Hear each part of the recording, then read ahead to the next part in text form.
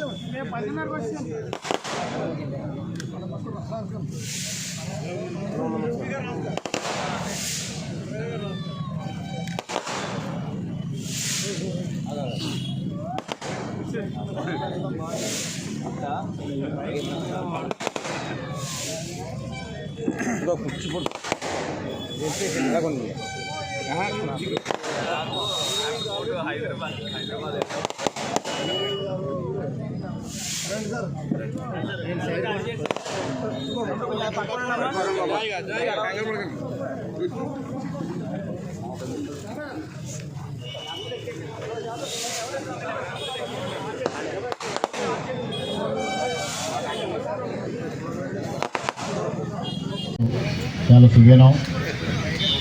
ఇద్దరు మహానుభావుల విగ్రహాలు ఈరోజు ఆనపర్తిలో ఆవిష్కరించుకోవడం జరిగింది. ఒకటి భారతరత్న డాక్టర్ బిఆర్ అంబేద్కర్ విగ్రహంతో, రెండవది మహాత్మా జ్యోతిబా పూలే విగ్రహాన్ని కూడా ఆవిష్కరించుకోవడం జరిగింది. ఈ కార్యక్రమానికి ముఖ్య అతిథిగా వచ్చేసిన పార్లమెంట్ సభ్యులు భరతరామ్ గారికి, మాజీ పార్లమెంట్ సభ్యులు హర్షకుమార్ గారికి, స్థానిక శాసనసభ్యులు సూర్యనారాయణ రెడ్డి గారికి, అదేవిధంగా కార్యక్రమానికి కర్త కర్మ క్రియ వ్యవహరించిన రేలంగి నాగేశ్వరరావు గారు, నల్లా చిన్నారావు గారు, వారిద్దరికీ కూడా హృదయపూర్వకంగా నమస్కారాలు తెలియజేసుకుంటూ ఉన్నా. అదేవిధంగా పెద్దలు మా తండ్రి గారి సమకాలికులు మార్గాని నాగేశ్వరరావు గారికి, ఈ కార్యక్రమానికి విచ్చేసిన మరి గ్రామ ప్రజానీకం, వివిధ ప్రాంతాల నుంచి వచ్చిన ప్రజానీకానికి, మీడియా మిత్రులకు అందరికీ పేరు పేరున నా హృదయపూర్వక నమస్కారాలు. ఇవాళ ఇద్దరూ కూడా మరి ఆ రోజు స్వాతంత్రానికి ముందు నుంచి కూడా భారతదేశ స్వాతంత్రం కోసం పాటుపడిన మహానుభావులు. ముఖ్యంగా డాక్టర్ బిఆర్ అంబేద్కర్ గారు ఈ భారతదేశానికి రాజ్యాంగాన్ని అందించిన మహానుభావుడు. మరి ఆయన అందించి 75 సంవత్సరాల క్రితం ఆయన రాజ్యాంగాన్ని రాసి ఇవాళ కూడా ఆ రాజ్యాంగాన్ని మనం దానికి అనుగుణంగానే మనం ప్రవర్తిస్తూ ఉన్నాం, మనం చట్టాలు చేసుకుంటూ ఉన్నాము అంటే ఆ మహానుభావుడు ఎంత ముందు చూపుతో ఆ రోజు రాజ్యాంగాన్ని రాశారు అనేది ఒక్కసారి మనందరం గుర్తుంచుకోవాల్సిన అవసరం ఉంది.